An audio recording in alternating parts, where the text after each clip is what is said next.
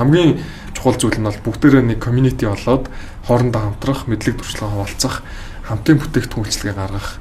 Тэгээ энэ дотроо миний харж байгаа нь бол орон нутагт бол бас маш их боломжууд байгаа. Тэгээд тэнд бас хязгаарлалтууд их байгаа. Гэхдээ бүгд интернетэд холбогдсон.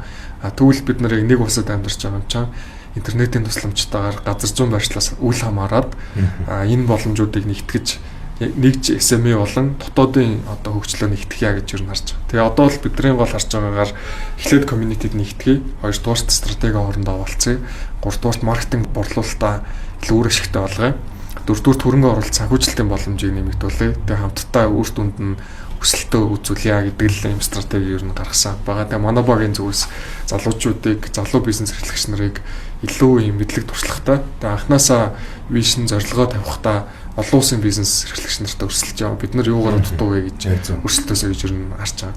Тэгээд одоо Монгол нэг бизнесмэнүүд л юу дутаад те CSGO 3x3-аас эхлээл бидний залуучууд салбарт аль хэдийн өрсөлдөд эхэлсэн.